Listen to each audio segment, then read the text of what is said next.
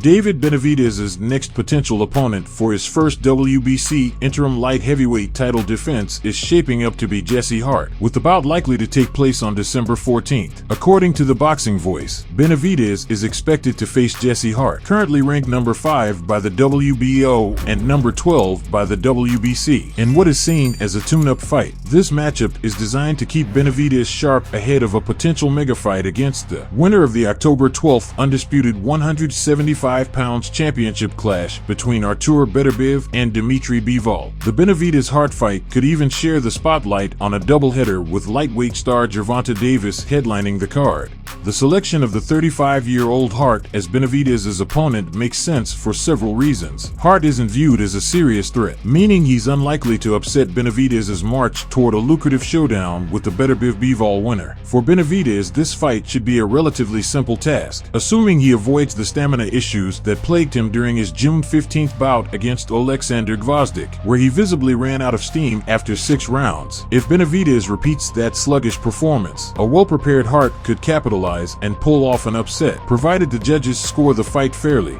Benavidez's showing against Gvozdyk was a far cry from his dominant days at 168 pounds. In that fight, he looked flat, slow, and at times outclassed, particularly in the latter half of the contest. Despite appearing to lose the final 6 rounds, Benavidez was handed a wide 12-round unanimous decision, which many fans and pundits found highly questionable. His rise to prominence at super middleweight saw him overpower aging and smaller opponents like Demetrius Andrade, Caleb Plant, David Lemieux, Romer Alexis Angulo, and Anthony Dirrell. However, his debut at 175 pounds against the 37-year-old Gvozdyk highlighted the stark differences in competition and suggested that Benavidez would face far tougher challenges at light heavyweight. Moving forward, it's clear that Benavidez's camp is being cautious, aiming to protect their fighter until he secures the massive payday awaiting him with a Beterbiev or Bivol showdown. Benavidez's youth remains one of his greatest assets as he looks to navigate the treacherous waters of the light heavyweight division. Once Beterbiev and Bivol retire or move up to cruiserweight, Benavidez could very well emerge as the dominant force at 175. However, the landscape is littered with dangerous contenders who could expose his vulnerabilities, especially if the judging is impartial. Even after the current champions exit the scene, it's far from guaranteed that Benavidez will reign supreme. That said, Benavidez cannot afford to overlook Jesse Hart. While Hart has mostly faced lower-tier opponents in his last 4 fights, following a split decision loss to Joe Smith Jr. in January 2020, he remains a capable boxer. A slip-up against Hart would not only tarnish Benavidez's undefeated record, but also derail his plans for the big money fight against the winner of Beterbiev vs. Bivol. Benavidez must put on a convincing performance if he hopes to continue his ascent in the light heavyweight division and keep his dreams of becoming undisputed champion alive. He sent a pic of his hand last night after a session sparring, I believe, and tore a tendon in his knuckle and had to have immediate surgery.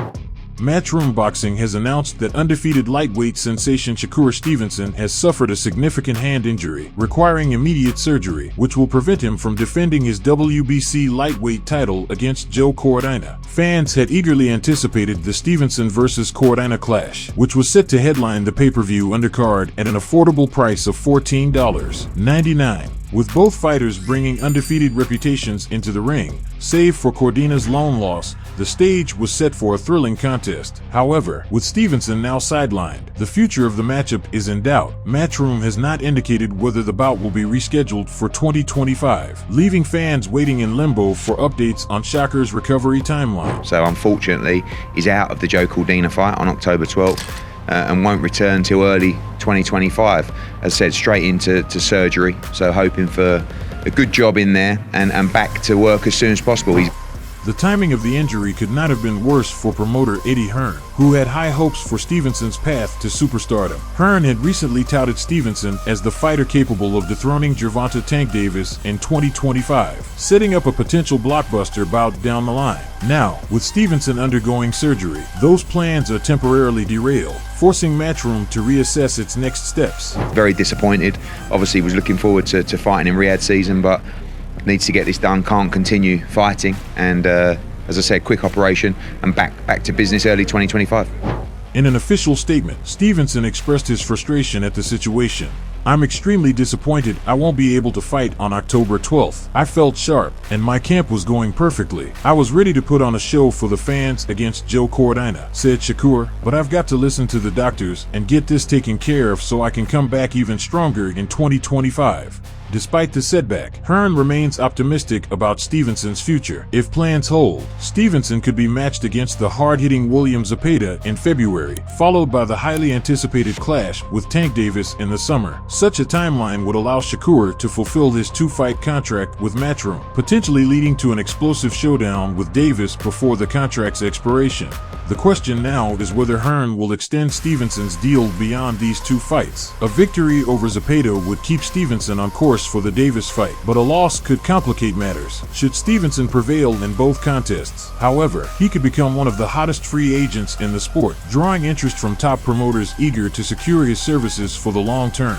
With Stevenson's future uncertain, fans will be keeping a close eye on his recovery and Matchroom's next moves. The lightweight division remains one of boxing's most intriguing landscapes, and Shakur Stevenson's journey toward the top is far from over. If anything, it's just hitting a temporary speed bump.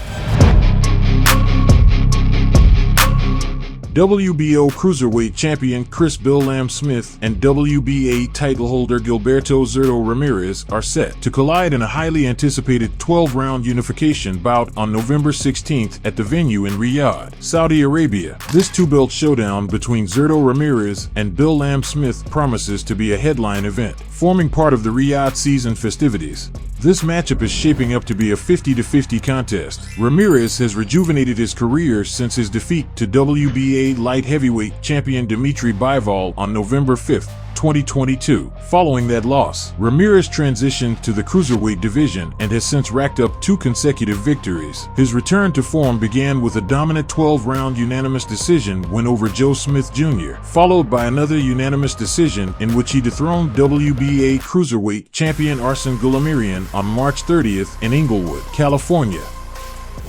Billam-Smith has been on a tear himself, with an impressive 11-fight winning streak. His recent victories include high-profile wins over tough contenders such as Richard Ryakpour, Mateusz Masternak, Lawrence Oakley, Armand Hoxage, and Isaac Chamberlain. The win over former WBO champion Oakley was particularly remarkable, as many fans believe the 6 feet 5 inches Oakley had the upper hand going into the fight. Some speculate that Oakley's struggles to make the cruiserweight limit may have contributed to his downfall, as it appeared he was on the verge of moving up in weight. Ramirez, a former WBO super middleweight champion, has adjusted his fighting style significantly in his recent outings. Once known for his high-volume punching, he has evolved into a more calculated, defensive boxer, relying on footwork, jabs, and strategic clinching to secure his last 2 victories. This transformation was evident in his wins over Joe Smith Jr. and Artur Beterbiev, as he used his ring IQ to outbox his opponents rather than overwhelm them with sheer volume. However, facing the relentless pressure of Billam-Smith, who is known for his aggression and physicality, Ramirez will likely need more than just technical adjustments to claim victory. The 6 feet 3 inches Billam-Smith has shown he can handle mobile opponents with ease, so this unification bout could be a test of Ramirez's endurance and ability to adapt under pressure. As of now, the undercard for the Ramirez vs. Billam-Smith clash remains under wraps, but being part of the Grand Riyadh season, it's expected to feature several noteworthy matchups, potentially creating an unforgettable night of boxing. Rumored undercard fights include William Zepeda vs. Tevin Farmer, Jose Ramirez vs. Arnold Barboza, Beck the Bully Melikuzev vs. Lester Martinez, Oscar Duarte vs. Kenneth Sims Jr., with 2 champions looking to unify their titles and a strong supporting card. This event is sure to capture the attention of boxing fans worldwide. Subscribe. Please like and comment. This is very important for the development of the channel. See you later.